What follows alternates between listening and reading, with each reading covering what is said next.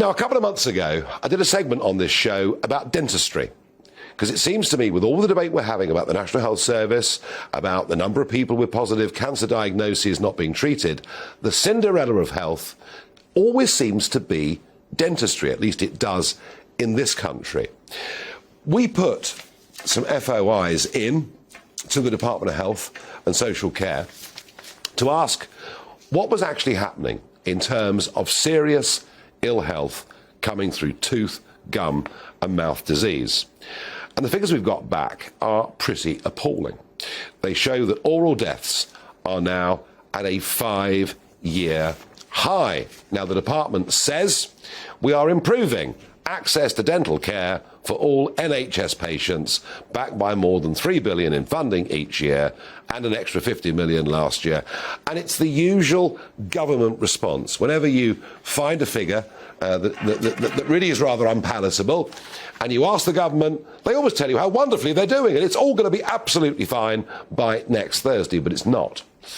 Well, one of the people a couple of months ago that we worked with to try and assess how big the problem was, how bad the access to NHS dentistry was for those that can't afford to go privately, and goodness me, private dental care is expensive, was Mark Jones, co-founder of the campaign group Toothless. And we spoke to you a couple of months ago. Do these figures surprise you, shock you?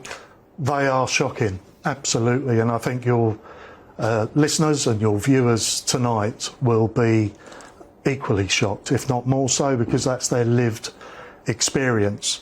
And I think what we're seeing here, and there's further evidence, another report, your report, GBNews, at the front of this, it just shows that dentistry is in the final, NHS dentistry is in the final death throes, quite literally. So what is happening? I mean, let's just sort of take an example, Mark, of a family out there.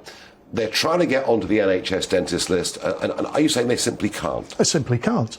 90%, another study just a few weeks ago, 90% of the NHS practices surveyed were turning away. They're not taking on any new NHS patients. Absolutely. Turning away families, turning away children, and we're seeing them now pushed into already overstretched accident and emergency departments in hospital because they just cannot get to see a dentist. And you said to us last time you spoke to us, when we first sort of started to highlight this story, that people are pulling out their own teeth, doing all sorts of things. Well, yeah, I mean, it's Dickensian, as I think I've mentioned to you before. It's Dickensian.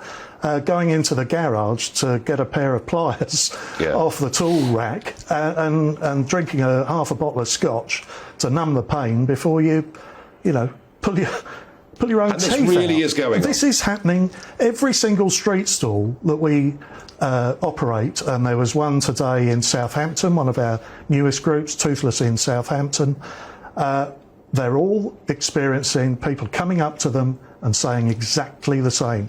The problem is widespread, it is across the country, and unless government ministers, and we've had 7 since 2008, since this new contract system, 7 since 2008 when they deemed the contract to be unfit for purpose, 7 health ministers, 3 of which come from my own part of the east of England, have just kicked it into the long grass. And enough's enough, and we've really got to get some action on this.